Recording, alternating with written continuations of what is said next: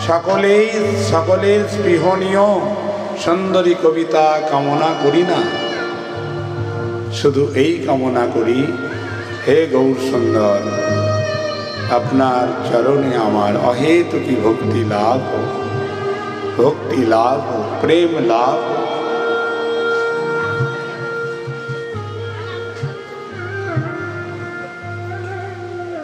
সবাই তো চাই ধন জন সুন্দরী কবিতা, প্রত্যেকেই চাই, কিন্তু ভক্ত শুধু বলছেন জন্মে জন্মে দাও ও হে গৌর হরি, অহেতুকী ভক্তি চরণে তোমার, কবে হবে বলো সেদিনও আমার, কবে আমার সেই দিন লাভ হবে যেদিন তোমার কৃপা লাভ করতে পারবো। আজকে তৃতীয় দিবসে আমরা গৌর কথার শ্রবণ করব। গত দিবসে শ্রবণ করেছিলাম জগন্নাথ মিশ্র নিত্য লোকে গমন করেছেন, তার নিত্য ধামে তার সমস্ত কার্যক্রিয়া গৌরহরি সম্পন্ন করেছেন।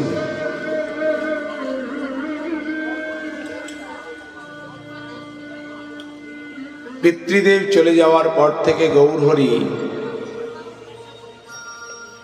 একভাবে শুধুমাত্র পড়াশোনার মধ্যে মন দিয়েছেন, আর আগের মতো চপলতা করে না, আর আগের মতো দুষ্টুমি করছে না, একদম শান্ত স্নিগ্ধ হয়ে গেছে।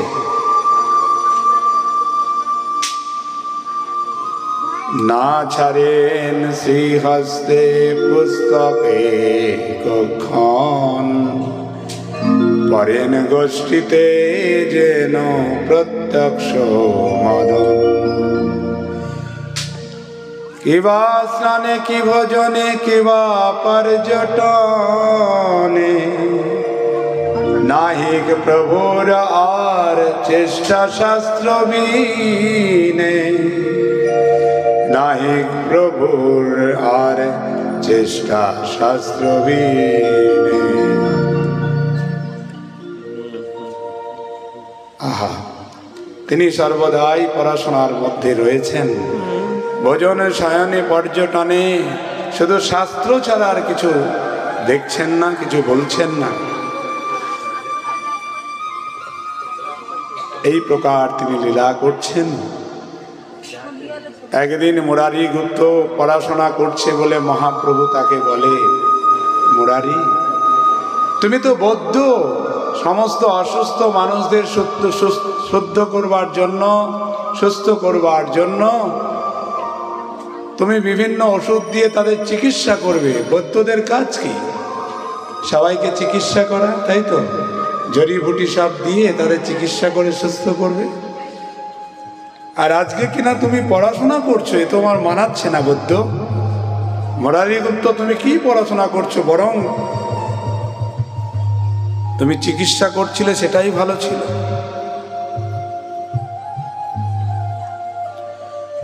প্রভু বলে, বৌদ্ধ তুমি ইহা কেনে পড়ো, লতা পাতা নিয়া গিয়া রোগী কর দর। প্রভু বলে, ব্যাখ্যা করো আজি যে পড়িলা, ব্যাখ্যা করো গুপ্তে প্রভু খণ্ডিতে লাগিলা।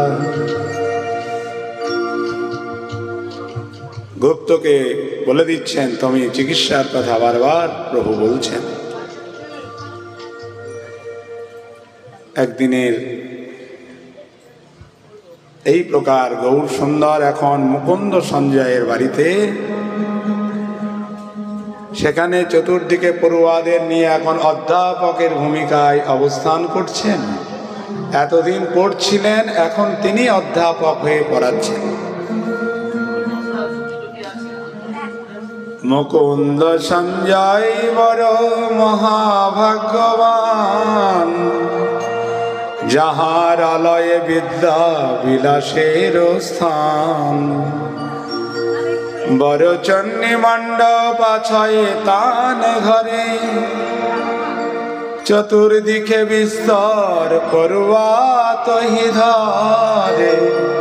কথা কথাই থাকবে, কীর্তন হবে মাঝে মাঝে, চুপ করে যাও। 5-7 মিনিটের মধ্যে চলে আসবে কীর্তন, 10 মিনিটের মধ্যে ওদের নিয়ে চলে আসবে। কীর্তন আছে একটু পরে 10 মিনিট। প্রভু এখন পড়াশোনার সমস্ত ছাত্রদের মধ্যে বেষ্টিত হয়ে মুকুন্দ সঞ্জয়ের বাড়িতে তিনি অধ্যাপনা করছেন। বড় একটা চণ্ডী মণ্ডপ আছে, সেখানে বসে চারিদিকে বেষ্টন করে সকলকে নিয়ে, পড়ুয়াদের নিয়ে তিনি পড়াশোনা করাচ্ছেন। এই প্রকার লীলা তিনি করে চলেছেন। সমস্ত নবদ্বীপবাসীকে তিনি আনন্দে সমুদ্রেতে ডুবিয়ে রেখেছেন। কারণ অন্য কোনো যুগে তিনি প্রেম দান করেন নাই। কোন যুগে দেখেছেন আপনি কখনো পুতনা রাক্ষসীকে কৃপা করেছেন বটে, তাকে বধ করার পরে কৃপা করেছেন, কিন্তু গৌরলীলাতে আপনি একজনকেও দেখতে পাবেন না যাকে তিনি বধ করার পরে কৃপা করেছেন। মাধায়ের মতো পাপী নিতাইয়ের মাথায় মেরেছে কলসির কানা, তবু তাকে প্রেমের মাধ্যমে শোধন করে তাকে ভক্ত বানিয়েছেন। এরকম লীলা কোনো অবতার এই প্রেম দিয়ে শোধন করেন নাই। সেই জন্য গৌরাঙ্গ প্রভুর লীলা বিশেষভাবে আমাদের জানা প্রয়োজন। গৌরাঙ্গকে যদি কেউ না জানতে পারে, যদি তিনি না আসতো, এই রাধা ভাবের মহিমা প্রেম আমরা জগতে জানতে পারতাম না। তাকে বেশি বেশি করে জানতে হবে। সেই নবদ্বীপে বৈশে একে সুব্রাহ্মণ, বল্লভাচার্য নাম জনকের সম। নবদ্বীপে একজন পণ্ডিত ব্রাহ্মণ বাস করতেন। নিমাই এখন বড় হয়েছে, সবাই তার বিবাহের কথা ভাবছে। বল্লভাচার্য নাম, তার এক কন্যা আছে, তার নাম লক্ষ্মীপ্রিয়া। বনমালী ঘটক তার সম্বন্ধ নিয়ে এসেছে। সচী মাতা জগন্নাথ মিশ্রকে সংবাদ দিল যে নিমাইয়ের সাথে তার যদি বিবাহ হয় খুব ভালোই হবে। সে প্রস্তাবে ঘটক বললেন, আমার দায়িত্ব তাদের ঠিক করা। ঘটক সেই বিবাহের ব্যবস্থা করলেন। লক্ষ্মীপ্রিয়া দেবীর সাথে তার প্রথম বিবাহ হলো। বলিয়ে সচিনন্দন গৌর হরি কি জয়, নদিয়া বিহারী লাল কি জয়।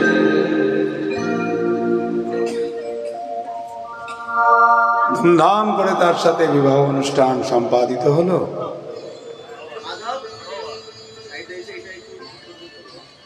প্রভু পার্শ্বে লক্ষ্মীর হইল অবস্থান, শচী গৃহ হইল পরম জ্যোতির ধাম। শচী গৃহ হইল পরম জ্যোতি ধাম। শচী গৃহ পরম ধামে পরিণত হয়ে গেল লক্ষ্মীপ্রিয়া আসার পরে। প্রভুর পাশে দেখে যেন কত শোভা পাচ্ছে, ভগবানের পাশে আছে না। এমনি করে মাস কত গোপীনাথ আচার্যের ঘরে, রহিলা ঈশ্বর পুরী নবদ্বীপপুরে। নবদ্বীপ হেন গ্রাম ত্রিভুবনে নাই, জহি অবতীর্ণ হইলা চৈতন্য গোসাই। এই ত্রিভুবনে নবদ্বীপ সমগ্রাম নাই, যেখানে অবতীর্ণ হয়েছেন সচিনন্দন গৌর হরি।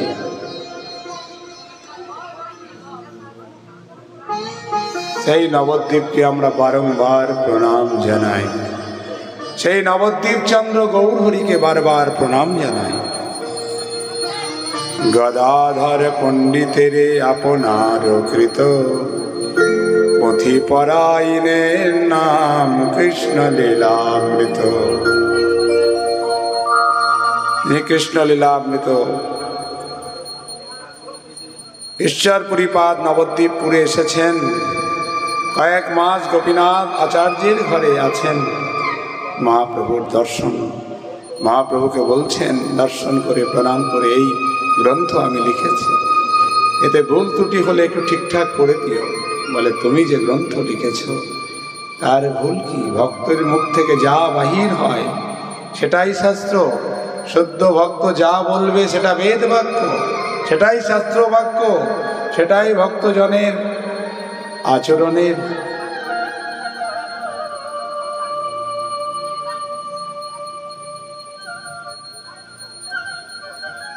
এইভাবে মহাপ্রভুকে দেখে ঈশ্বরপুরী খুব আনন্দ পেলেন।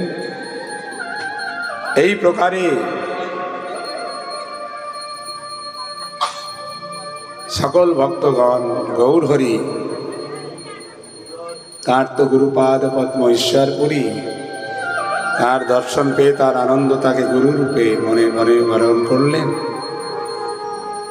মন থেকে তিনি তো সংকল্প করেছেন। ভক্তগণ তখন গাইতে লাগলেন,